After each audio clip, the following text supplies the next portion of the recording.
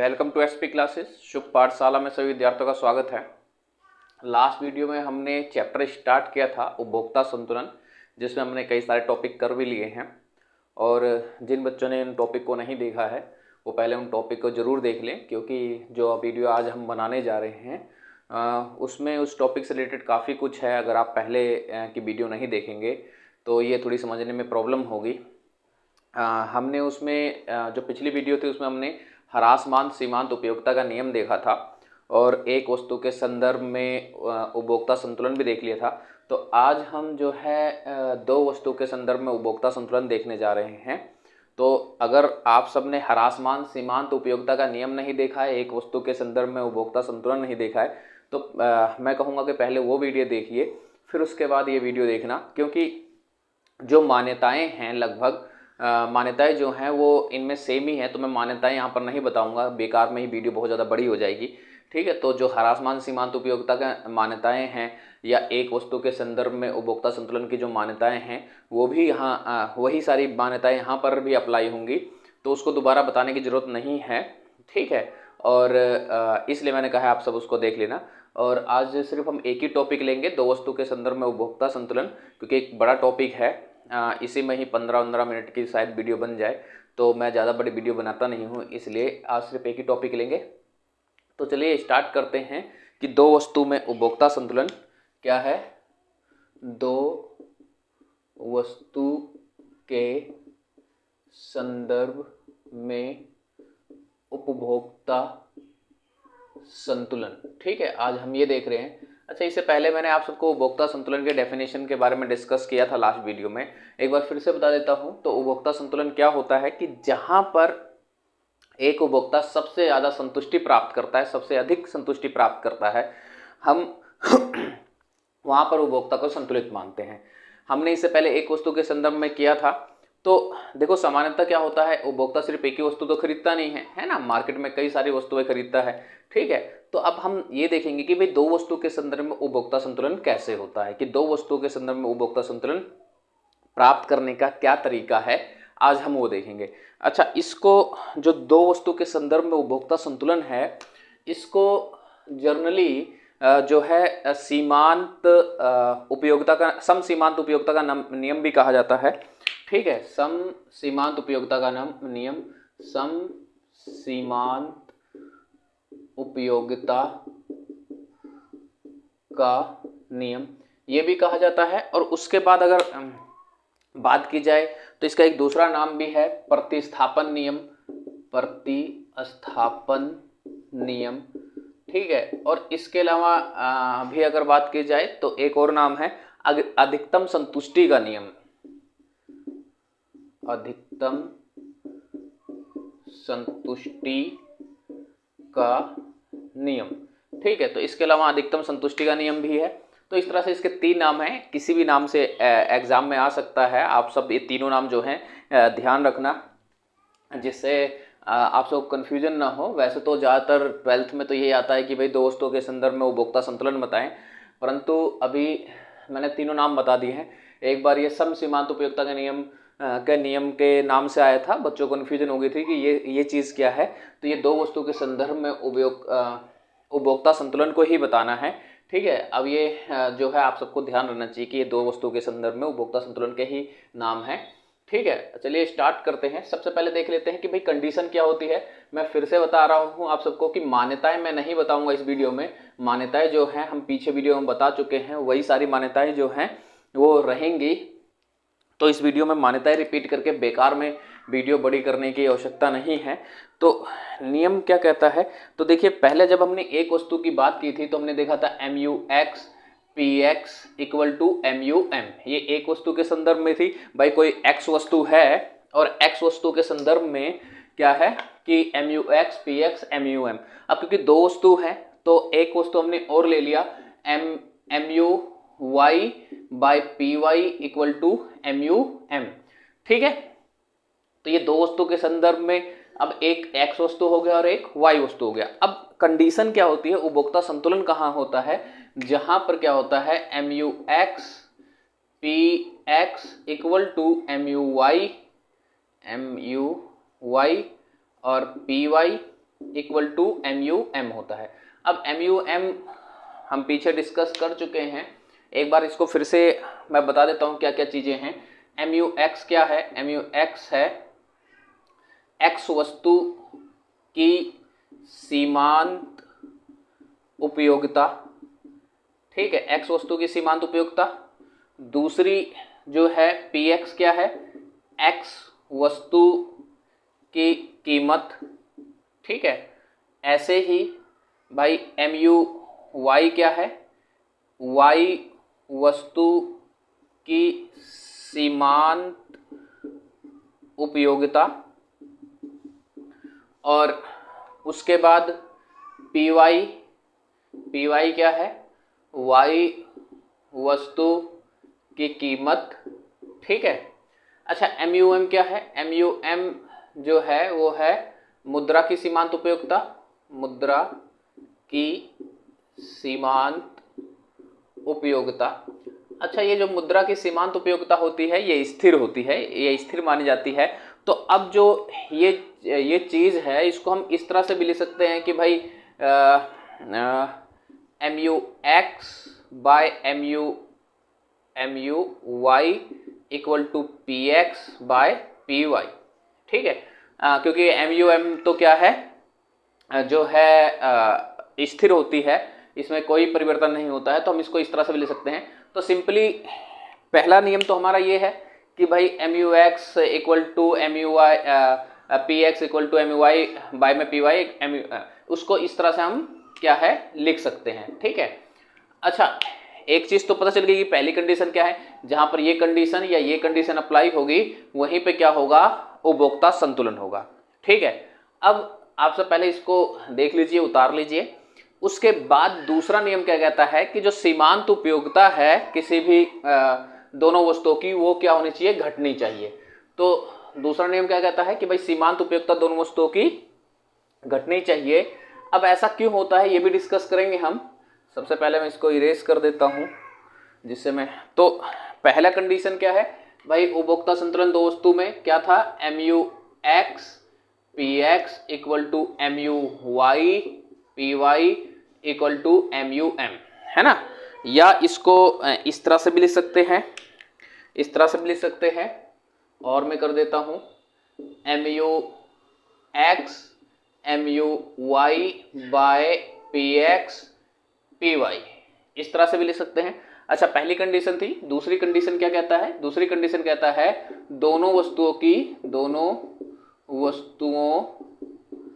की सीमांत उपयोगिता घटनी चाहिए। दोनों वस्तुओं की सीमांत उपयोगिता क्या है, घटनी चाहिए, ठीक है। अब एक एक करके डिस्कस कर लेते हैं कि ऐसा क्यों होता है, क्योंकि ये आपको एग्जाम में बताना होता है। अगर आप नहीं बताएंगे तो पूरे मार्क्स नहीं मिलेंगे। तो अगर मान लीजिए पहली कंडीशन है M U X P X अगर मोर देन हो गया एम यू वाई, ठीक है, पी वाई, ठीक, तो इससे क्या होगा कि भाई एक्स वस्तु से ज्यादा सेटिस्फेक्शन मिल रहा है, क्योंकि यहां पर हम ये भी अज्यूम करते हैं कि P Y P X equal to P Y जो है इक्वल है, पी एक्स और पी वाई इक्वल है, मतलब दोनों की कीमतें सेम है, ठीक है। जब दोनों की कीमत सेम है तो इसका मतलब ये हो गया, अगर ये ज्यादा है ना, अगर ये ज्यादा है तो और ये कम है, तो इसका मतलब है संतुष्टि से ज्यादा मिल रही है। तो क्या करेगा उपभोक्ता कि इस वस्तु को तब तक खरीदेगा, वाई वस्तु से ज्यादा खरीदेगा एक्स वस्तु को तब तक जब तक क्या हो जाए, ये आपस में इक्वल ना हो जाए। सिंपली इसको नंबर देकर अगर मैं मान लूं, सीधी सी बात है 20 और दोनों की जो मैंने क्योंकि कह रखा है कि जो कीमत है सेम है, तो मैंने 5 ले लिया दोनों की कीमत, और ये 20 हो गया, और यहाँ पर 18 और 5 से डिवाइड कर देता हूँ। तो देखो यहाँ पर क्या हो जाएगा, यहाँ पर 4 आ जाएगा, और यहाँ पर कितना आएगा 3.24, ठीक है। तो ये ज़्यादा हो गया, तो इसका मतलब ये हो गया कि भाई इससे संतुष्टि ज़्यादा मिल रही है ना। दोनों की कीमत मैंने कहा सेम है। अब इससे संतुष्टि, इसकी सीमांत उपयोगिता है एम यू एक्स ये है, और यहाँ पर एम यू वाई ये है, तो अब इससे क्या हो गया, ये ज़्यादा हो गया। तो इसका मतलब ये है कि इससे मिलने वाली उपयोगिता ज़्यादा है, संतुष्टि ज़्यादा है। अब ज़्यादा संतुष्टि है तो इसका अर्थ ये हो गया कि एक्स वस्तु ज़्यादा खरीदेगा भाई, जिससे ज़्यादा संतुष्टि होगी एक्स उस वस्तु को ज़्यादा लेगा। ठीक है, और कब तक लेगा? जब तक ये बराबर ना हो जाए। और अब बराबर तो तभी होगा, कैसे होगा भाई? बराबर तो तभी होगा ना जब जितनी ज़्यादा वस्तुएं आप खरीदते जाओगे उसकी सीमांत उपयोगिता घटेगी। ठीक है, तो दूसरा नियम कहता है दोनों वस्तुओं की सीमांत उपयोगिता घटनी चाहिए। जब घटेगी तभी तो कम होगा ना। आपने एक्स वस्तु से आपको वहां पर 4 उपयोगिता मिल रही थी, आपने एक और ले लिया तो 3.5 हो गई, है ना। ठीक है, ये हम ह्रासमान सीमांत उपयोगिता में पढ़ चुके हैं। ठीक है, तो 3.5 होगी। तो जब दोनों वस्तुओं की सीमांत उपयोगिता घटेगी तभी क्या होगा? ऐसी कंडीशन आएगी। तो इसलिए भी जरूरी है कि दोनों वस्तुओं की सीमांत उपयोगिता घटनी चाहिए। ठीक है, अच्छा, अब दूसरी कंडीशन क्या कहता है? दूसरा कंडीशन ये कहता है कि mu x px less than हो गया mu y और py। ठीक है, mu x px less than हो गया mu y py। ठीक है, दूसरी कंडीशन ये कहता है। तो अब क्या है? जस्ट अपोजिट हो जाएगा। अब y ज्यादा हो गया, है ना। अब y की उपयोगिता जब ज्यादा होगी तो क्या करेगा उपभोक्ता? y वस्तुओं को ज्यादा परचेज करेगा और x को कम करेगा। कब तक? जब तक ये आपस में इक्वल ना हो जाए। क्योंकि इक्वल होने के बाद क्या है? अधिकतम संतुष्टि इक्वल पे ही प्राप्त होगी। उससे आगे अगर लेगा तो ह्रासमान हो जाएगा। तो जब तक इक्वल नहीं हो जाता तब तक वो फिर से y वस्तुओं को परचेज करेगा। ठीक है, जब तक mu x px equal to mu y और py नहीं हो जाता। तो पहला नियम आपको समझ में आ गया होगा कि ऐसा क्यों किया जाता है या ऐसा क्यों किया जाता है। अब दूसरा ये कहता है कि दोनों वस्तुओं की सीमांत उपयोगिता घटनी चाहिए। तो दोनों वस्तुओं की सीमांत उपयोगिता अगर नहीं घटेगी तो उपभोक्ता को समझ में नहीं आएगा कि वो संतुष्ट कहाँ पर है। ठीक है, और दूसरी बात, वो दो वस्तुएं परचेज ही नहीं करेगा, तो वस्तुएं लेगा ही नहीं। ठीक है, इसलिए दोनों वस्तुओं की सीमांत उपयोगिता घटनी चाहिए, जिससे क्या हो सके कि जिस वस्तु से उपयोगिता ज्यादा मिल रही है उसकी ज्यादा यूनिट खरीदते हुए वो आपस में इक्वल हो जाए। अब इसको हम एक शेड्यूल से भी समझ लेते हैं।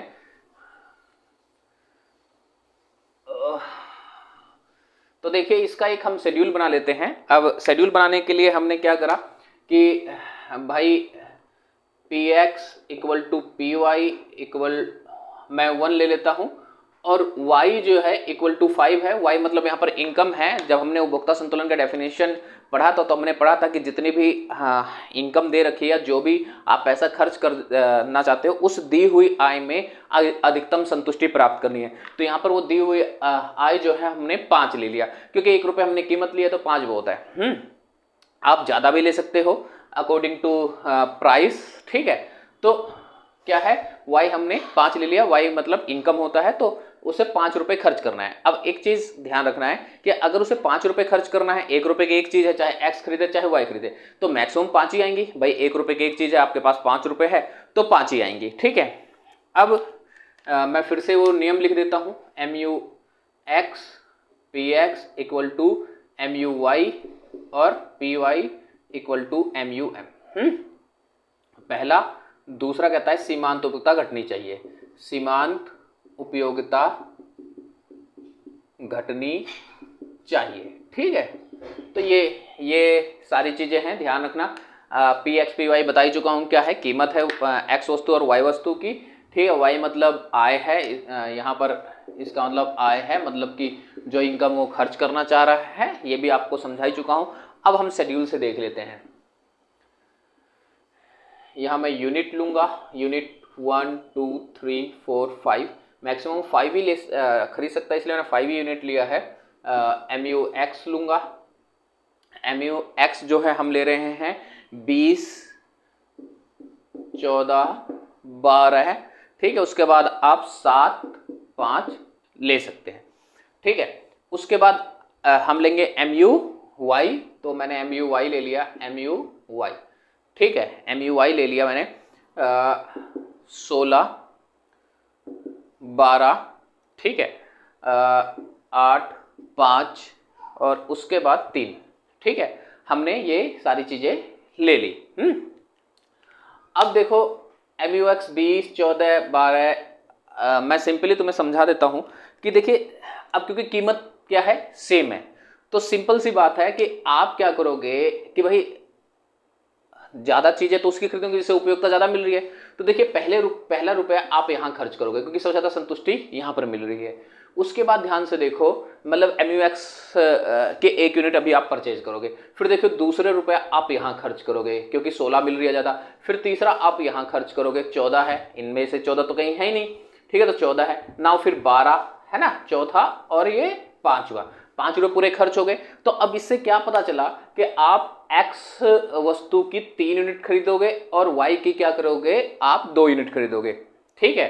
तो अब देखिए टोटल अगर हम करें X वस्तु MUX कितनी मिलेगी, MUX आपको मिलेगी, मैं ऊपर थोड़ा लिख देता हूँ, यहाँ पर देखिए अगर हम टोटल करें MUX equal to 20 plus 14 plus 12, ठीक है, तो कितना हो गया 34, 36, 46, ठीक है। और MUY देखिए क्या हो गया, MUY इक्वल टू हो गया 16 प्लस 12, ठीक है, 16 प्लस 12 कितना हो गया 28, इक्वल टू 28।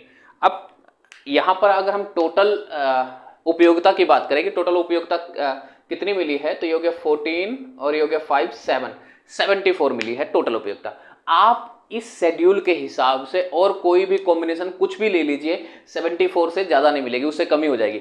अगर आप इसकी ज़्यादा यूनिट ले लेते हैं, 3 इसकी ले लेते हैं, 2 इसकी कर लेते हैं, तो क्या हो जाएगी 4 जो है उपयोगिता जो है कम हो जाएगी, ठीक है। अगर आप इसकी सारी ले लेते हैं तो भी कम हो जाएगी। तो सबसे ज्यादा संतुष्टि वो इसी ही कॉम्बिनेशन से पाएगा, इसकी 3 यूनिट ले ले और इसकी 2 ले ले, सबसे ज्यादा संतुष्टि 74 जो दे रखा है इसी से पाएगा। और कोई भी आप कॉपी पेन लेकर करके देखिए, किसी में भी इसकी सारी ले लीजिए कोई फर्क नहीं पड़ता है, तब भी 74 से कम ही आएगा, इसकी सारी ले लीजिए तब भी कम ही आएगा, कोई और कॉम्बिनेशन कर लीजिए तब भी कम ही आएगा। तो सबसे ज्यादा संतुष्टि वो यहीं पे पाएगा कि इसकी 3 यूनिट खरीद ले, जो क्योंकि भाई सीधी सी बात है मैक्सिमम ज्यादा जो है संतुष्टि तो यहीं पे है, इसकी 2 ले ले, ठीक है, तो तभी उसे क्या होगा सबसे ज्यादा संतुष्टि प्राप्त होगा। तो आप सब इसको उतार लीजिए ना, फिर उसके बाद जो है मैं डायग्राम देखेंगे। बहुत सारे लोग यूँ कहते हैं कि इसका डायग्राम नहीं होता है, पर ऐसा नहीं है, इसका भी डायग्राम होता है। जो हमने एक वस्तु के संदर्भ में उपभोक्ता संतुलन समझा था उसी को ही दोनों तरफ से मर्ज कर दीजिए तो इसका डायग्राम बन जाता है। तो आप सब इसको उतार लीजिए, फिर हम उसका डायग्राम देखेंगे।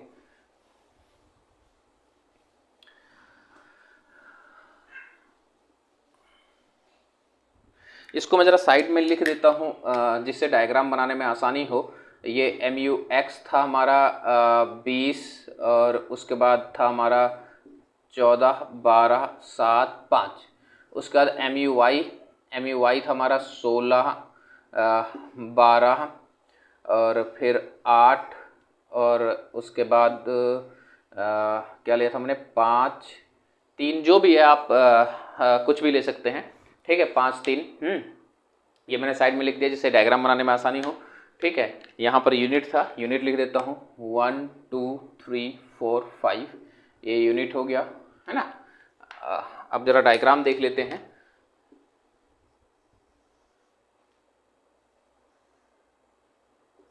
मैंने कहा कि भाई दोनों तरफ से आपको डायग्राम बनाना होगा। उसका रीजन ये है कि भाई 2 चीज़ों को आपको यहाँ पर शो करना है, तो इसलिए यहाँ पर दोनों तरफ से ही डायग्राम बनाना होगा। यहाँ पर इस वाले y एक्सिस पे हम MUX शो कर रहे हैं और यहाँ MUY, यहाँ पर MUY जो है इस पॉइंट पे है। अब देखिए 5 यूनिट हैं, 1 2 3 4 5, 0 1 2 3 4 5, नहीं 5, ठीक है। 1 मिनट में इसको ज़रा इक्वल ले लूँ, ये थोड़ा ज़्यादा वो हो गया बीच में डिफरेंस। इसको इक्वल, हाँ, तो ये 1 2 3 4 5, ठीक है। तो 1 2 3 4 5 0 1, ये तो हो गया। यहाँ से हम ले लेते हैं, ये हो गया unit of X Komti, X वस्तु की इकाई। जो इधर से जा रहा है वो है X वस्तु की इकाई, क्योंकि हमें यहाँ 2 इकाइयाँ दिखानी है, X और Y दोनों की दिखानी है।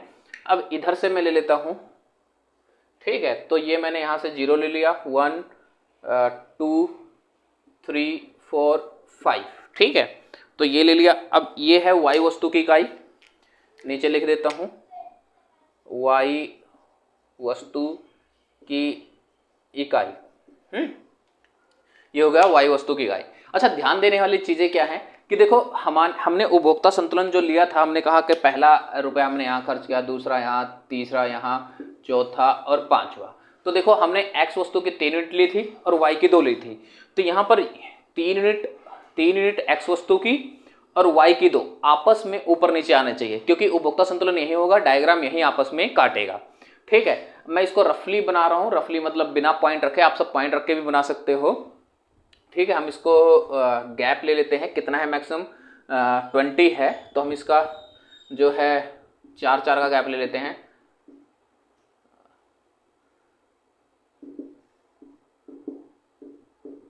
इस तरफ भी ऐसे 4 का गैप ले सकते हो। 4, ओहो 8 रह गया इसमें से, 8, तो 8, 12, 16, 20। ठीक है, तो देखो ये तो x वस्तु तो भाई 20 से ही आ रहा है, ये गया MUX और y वस्तु 16 से है, तो ये यहाँ पर गया MUY, और ये जहाँ पर काट रहा है थोड़ा सा इधर हो गया है, ये यूनिट जो है बिल्कुल सेम रहेगा, इसी के ऊपर आएगा। जहाँ पर ये काट रहा है इसी को हम क्या कहते हैं, उपभोक्ता संतुलन की कंडीशन कहते हैं। अच्छा, जहाँ पर बराबर होगा, सीधी सी बात है, जहाँ पर बराबर होगा वहाँ पर तो 2 लाइनें आपस में काटती हैं, तो ये बराबर है तो 2 लाइनें आप आपस में काटेंगी। अच्छा, एक चीज़ और बताना भूल गया कि जब भी आप ऐसे पैसे जो भी आप इनकम ले रहे हो वो हमेशा अंत में आपको इक्वल करना है। ठीक है, जैसे कि ये शेड्यूल बनाना तो आप सबको आता ही होगा कि भाई क्या करना है, इसको ह्रासमान करना है, कम करते रहना है। तो बस जैसे 5 रुपए हैं तो 5वें रुपए पे आपस में बराबर होना चाहिए। अगर 10 रुपए ले लिया है तो जब 10 रुपए खर्च करोगे तो भी आपस में बराबर होगा, तभी आपस में ये काटेंगे यहाँ पर। ठीक है, तो ये हो गया आपका इक्विलिब्रियम कंडीशन, जहां पर ये दोनों लाइनें आपस में काट रही है, किस पे, 3 यूनिट और 2 यूनिट पे। ठीक है भाई, 3 यूनिट x वस्तु की थी और y वस्तु की क्या थी, 2 यूनिट थी। तो यहीं से आपका जो है 2 वस्तुओं के संदर्भ में उपभोक्ता संतुलन जो है खत्म होता है। अब हम इसको समराइज करते हुए कह सकते हैं, हमने यहाँ पर लिखा था कि भाई MUX MUY equal to PX और PY। ठीक है, तो इसको आप कह सकते हो कि जहां पर 2 वस्तुओं की सीमांत उपयोगिता का अनुपात और 2 वस्तुओं के कीमत के अनुपात बराबर होता है तथा घटती हुई सीमांत उपयोगिता होती है, वहीं पे उपभोक्ता संतुलन होता है। तो सिंपल से आप सबको मैंने डेफिनेशन भी दे दिया है, फिर से देख लीजिए। जहां पर 2 वस्तुओं के सीमांत उपयोगिता का अनुपात और दोनों वस्तुओं के कीमत का अनुपात तथा घटती हुई सीमांत उपयोगिता होती है, वहीं पे उपभोक्ता संतुलन होता है 2 वस्तुओं के संदर्भ में। तो आप सबको सिंपल सा डेफिनेशन भी हो गया है, इसको आप सब लिख लेना, मैंने बोल दिया है। तो यहीं से ये आज की वीडियो जो है समाप्त होती है। थैंक यू आज के लिए।